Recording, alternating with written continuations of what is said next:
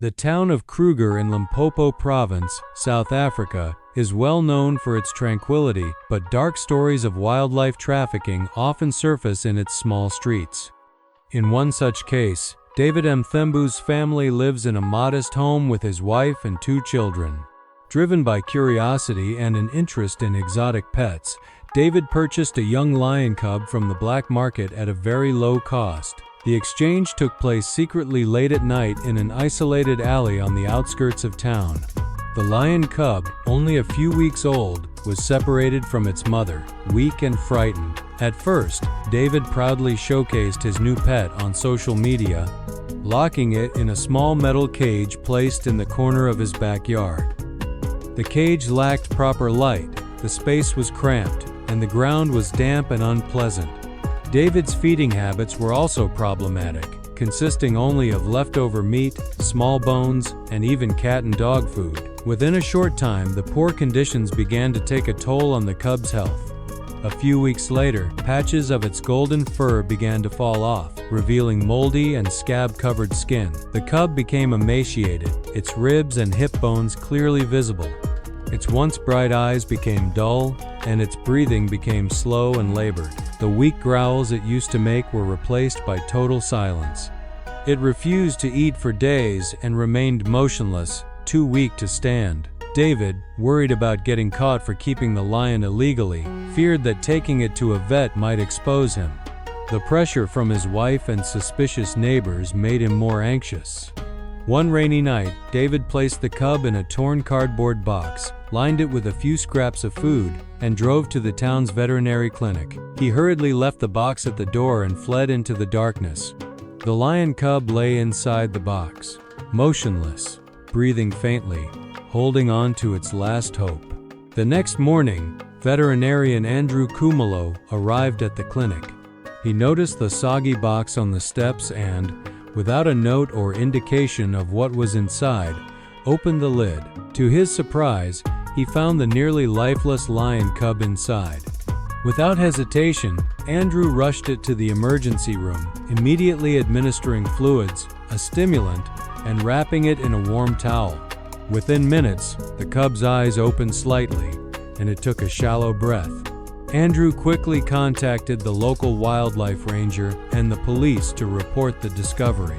Soon, Ranger Cabello Mokoena and 2 officers arrived at the clinic. Cabello confirmed that the lion cub was about 3 months old, severely malnourished, and suffering from acute enteritis. If left untreated, the cub would die within days. The police took photographs and began an investigation into its origins. Andrew handed the cub over to Cabello, who drove it to the Wildlife Rehabilitation Center.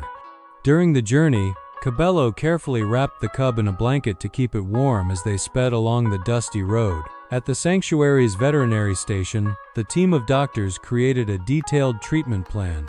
They decided to fast the cub for a few days to stabilize its intestines, providing only intravenous fluids and medication. Cabello named the cub Zuri, meaning beautiful in Swahili, hoping for a new beginning. After a day, Zuri managed to stand and take a few weak steps. The doctors then began feeding it soft, nutritious food that was easy to digest. Each meal was carefully weighed and recorded to monitor progress. Slowly, Zuri's fur began to regrow, although it was still patchy and uneven in color. Cabello visited Zuri daily, speaking to it so it could adjust to human presence. By the end of the week, Zuri was running a few quick steps in its cage. The doctors moved the cub to a larger, semi-wild area to practice hunting skills. Zuri's natural instincts began to awaken, and its body grew stronger and more agile. Cabello believed that with more time, Zuri would be ready for a life in the wild. The team started preparing for Zuri's eventual release. Meanwhile, police continued to investigate the wildlife trafficking case. They traced the origin of the lion cub to a notorious smuggler operating along the Zimbabwean border. The trafficker was arrested, along with his illegal merchandise and network. David Mthembu was also questioned and arrested shortly thereafter. Both were charged with wildlife trafficking, and the evidence presented by Cabello and Andrew was enough to convict them. The court sentenced them to 1 year in prison and banned them from keeping wild animals for life. The case received widespread attention in the local media, making the people of Kruger more aware of the consequences of illegal wildlife trade. A month later, Zuri had regained a healthy weight, strong muscles, and a shiny golden coat. It had mastered hunting small live prey and displayed remarkable survival instincts.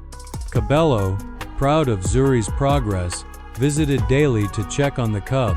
Andrew continued to visit as well, bringing treats, and Zuri responded warmly, rubbing its head against his hand. The release day arrived on a sunny October morning. Cabello and the team of rangers escorted Zuri to the vast, open grasslands. Cabello unlocked the cage, and with a sense of hope and belief in the cub's recovery, Zuri stepped out into freedom. After a moment of stillness, Zuri turned back, its eyes shining with gratitude, before running swiftly into the green fields.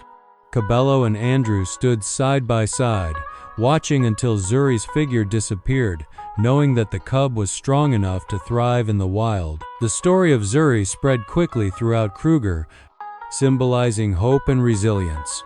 A new sign was hung outside Andrew's clinic, reading "Every life matters." And somewhere, deep in the grasslands, Zuri began to live the life it was always meant to. Thank you for watching this heartwarming story. If you enjoyed it, don't forget to like and subscribe for more inspiring episodes.